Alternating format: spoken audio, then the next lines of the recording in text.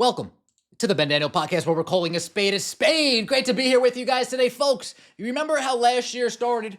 You remember the lopsided officiating that we got last year? The All-Star break comes around, the Olympic break rolls around, and then what did we hear from Lynn Dunn?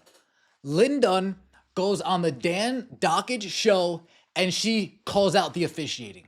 She calls out the refereeing. She calls out the WNBA, the lopsidedness that is being shown not in favor of the Indiana Fever, the clear biases when it comes to foul calls, the clear biases when it comes to not calling foul calls. Last year, it took us halfway through the season. This year, it took us 4 games for Stephanie White to say, I've had enough. It's taken 4 games for Stephanie White to say, you know what? I've had absolute enough. Game 1, okay. Game 2, okay. Game 3, all right.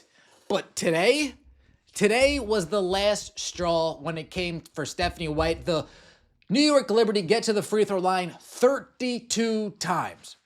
The Indiana Fever this season have a discrepancy minus 31 when it comes to free throws. That doesn't seem right. And Stephanie White, to her credit, she didn't take long to calling out the nonsense. Stephanie White, let's see what you got to say. I thought she got fouled. I think it's pretty egregious what's been happening to us the last few games. A minus 31 free throw discrepancy. And I might be able to understand it if we were just chucking threes, but we're not. We're attacking the rim. And the disrespect right now for our team has been pretty unbelievable. So it's disappointing. That it doesn't go both ways, or it hasn't gone both ways. But we also can't allow that to consume us, right? Like, we've got to be able to play through that. We've got to be able to control the things that we can control. I felt like at times our late game execution was good, and I consider most of the latter half of the fourth quarter, because it was a tight ball game.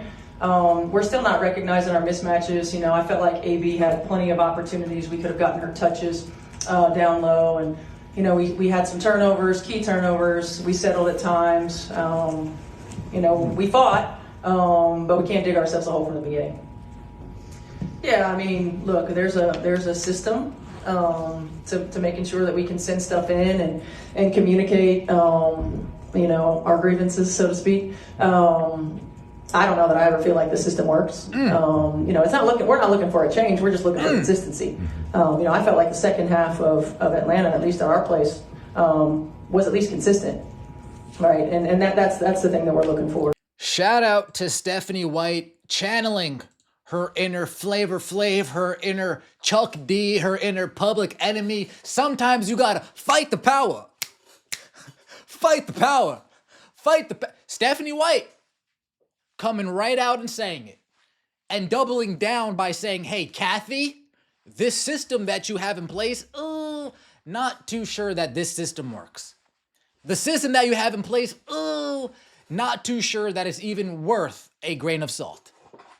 Shout out to you, Stephanie White, for calling a spade of spade, not letting the officials just run all over you. We touched upon this in the Atlanta Dream game when she said she might be able to understand it if we're just chucking threes. We said this when I blamed the officials last game. Remember, last game I blamed the officials because we have more points in the paint, we take less 3-point shots, yet we somehow get to the free throw line less than the other team. It's unacceptable. And Stephanie White stepping up and saying, yeah, this is unacceptable. The disrespect right now for our team has been pretty unbelievable. Welcome to Indiana. Welcome to Indiana. Welcome back to Indiana. We never got respect. We take respect. We don't get respect. We grab it. We take it.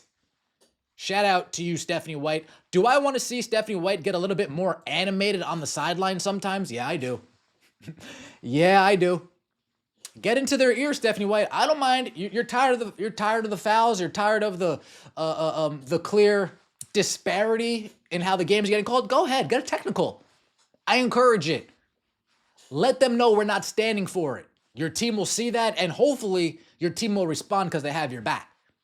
Your team will see you fight for them, and hopefully they'll fight for you because they got your back. And seeing how this team has been battling down for the last 3 games to take the lead, this team has your back, Stephanie. This team will fight till the very end. Did I like the fourth quarter?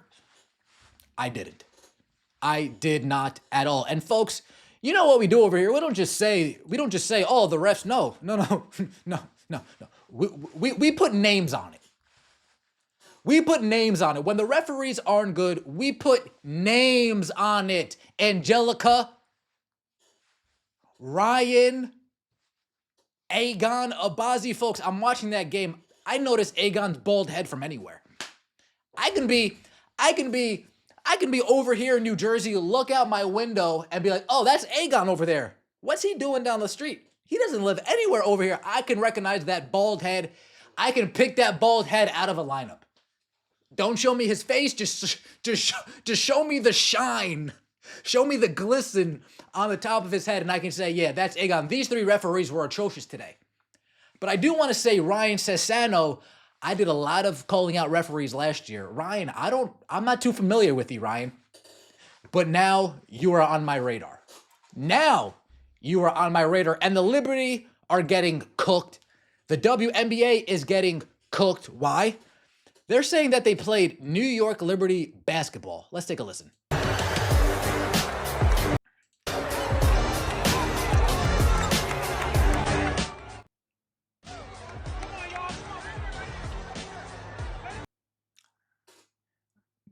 I think I could get copyrighted for that, so let's keep that volume a little bit down. We played New York Liberty basketball. If anybody watched the WNBA finals last year, you know what New York Liberty basketball is. Sliding a couple dollars to the referees. Kathy Engelbert putting in a call for the referees. The New York Liberty shouldn't have won the WNBA finals last year, but Kathy Engelbert made the call. That's New York Liberty basketball. The SGA, the Jalen Brunson. Let's just get to the free throw line. We're not getting fouled, but the refs are gonna call it anyway. So it's pathetic. And it doesn't make the WNBA look good at all. 1.5, 1.7, 2.1, however many people tuned in to watch this game, they all came out with the same, well, the referees aren't very good. No matter why you think we lost the game, everybody can see the referees just aren't up to the task. What's Liberty basketball? Allow the corrupt WNBA to fix it because the league hates Caitlin Clark? How's that fake investigation going? Can we get an update? I don't think we're ever going to be getting an update. The refs played Liberty basketball, indeed. Liberty basketball, when the refs help you win. Nafisa knows. Hard to take this league seriously when the referees have been straight. I agree. Those last 2 calls, the no call on DeWanna Bonner as she's getting pummeled, that's egregious. The call on Lexi Hall, folks, Lexi Hall could not have gone more straight up if she tried. Lexi Hall could not have gone more straight up on that play against Sabrina if she tried.